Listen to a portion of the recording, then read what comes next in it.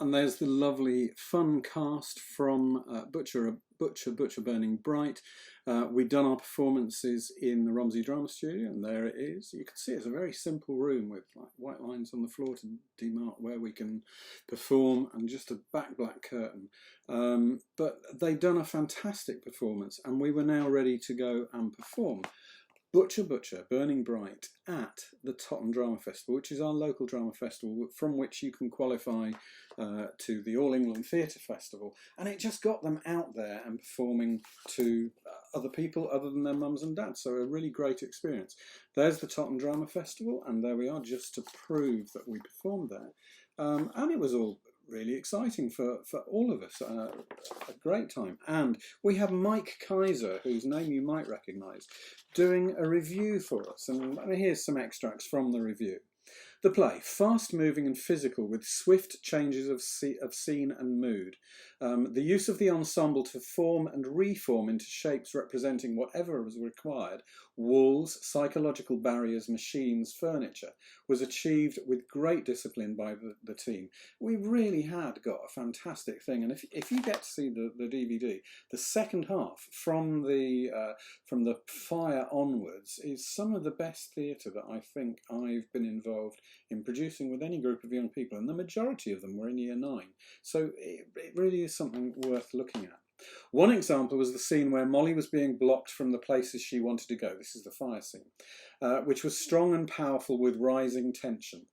After the fun of the fair, and the fun of the fair scene was great because we did it as I call it gym mat drama, so we just did it on a gym mat. These scenes showed how Molly had got herself into a dangerous situation by accident, and the tragic outcome suddenly became obvious. The vocal quality here was very good, and also there was some excellent choreography, lots of choral speaking in that. The aftermath, where Molly is an unseen onlooker to the official processes that have to take place, was extremely effective. And in the previous episode, I talked about how we directed that scene using an idea that I kind of took from Frantic Assembly, or developed from Frantic Assembly, a production I'd seen them do. Was extremely effective in the way those scenes were staged, and possibly the best example of this style of theatre. Pretty good. Molly, Emily Simmons. Great sincerity and conviction. You always seem totally in control. She was amazing, and it was a huge, huge part. And the final scene where you wanted to stay longer and hadn't expected to fade so soon was very moving. I remember taking that scene from a film with the idea of this ghost being stuck in time and being transported to the different places where she'd witnessed things. I'm really pleased with all that, the writing at the end of that. Stewie, I didn't mention him here, so he's one of the lads who arrived. Adam, who won an award for Best Actor here in the Totton Drama Festival. There's Stewie, Adam Gilks. You had an excellent manner when talking directly to the audience. At first there was a certain amount of cheeky charm, but later more evil was suggested.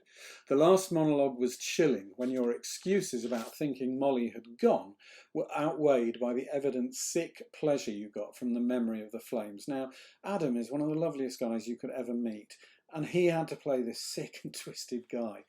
Acting, really good, Adam. Thank you so much. The ensemble, and they get a mention, and deservedly so. The level of commitment was very high, and the constant vocal and physical work added all the colour and noise and background to the play. The technical aspects of the production were particularly impressive, with lighting and sound in constant use to great effect.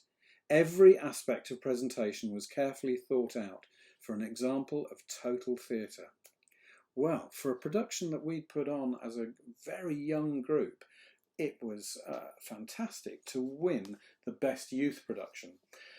And that qualified us to perform at the Five Counties Festival. We didn't win, but we did so well to get there, and we were beaten by an older and marginally better group, but I think we were 1 or 2 points behind them, so we'd done incredibly well. During this production, I suffered kind of personal problems because my mum, in October of rehearsals, she died. I can remember on a rehearsal night, and it just felt really awkward. I was saying these kids who I was working with never missed a rehearsal. And here was I having to miss a rehearsal and other people having to stand in for me. But I had a good reason.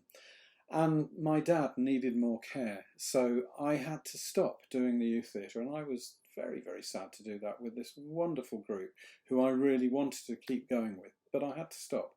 And sometimes things become more important.